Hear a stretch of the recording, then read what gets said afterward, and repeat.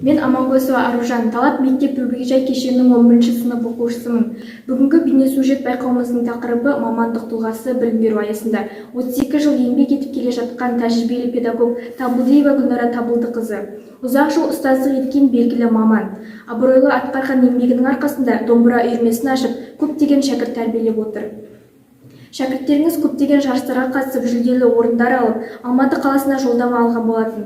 Сол себепті де сізден сұхбат алуды жөн көрдім. Рахмет, Аружан. Енді еле сұхбат алып жатқаныңа. Осы мамандыққа келуіме өнердегі, өмірдегі ұстазым Талап ағайымыз себепші болды.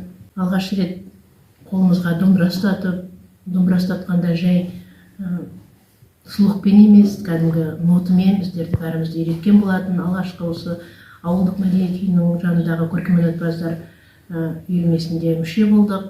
Сол кездегі барлық мәдени шараларда, сайыстарда, байқауларда сол үлкен ұжыммен бірге көптеген сайыстарға қатысып жүрдік. Соның арқасында болар осы мамандықты таңдадым.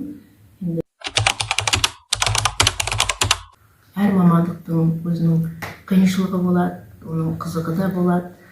Енді осы ең бірінші мені қызықтырғаны бұл балалармен жұмыс жасау болатын. Алғаш рет осы 18 жасымда осы балалармен жұмыс жасап, содан бері осы кішкене балалармен жұмыс жасап келе жатырмын. Әрине, қолына қалам алып, әріпті жаңа таныған балаға оның үстіне бірге нота үйрету, нота сауаттылығын үйрету, олардың манағы музыкалық қабілетін ары қарай дамыту енді оңай іс емес. Болашақта бұл мамандық, өнер ол адамға қажетті дүние. Қай өнер болса да, ол ғұмыры ұзақ қай өнердің болса да, соның ішіндегі манағы балалардың өзіміздің ұлттық мұрамызды, ұлттық домбыра өнерін ары қарай алып кетуі оңай емес, дегенмен бірақ бұл өлмес мұра.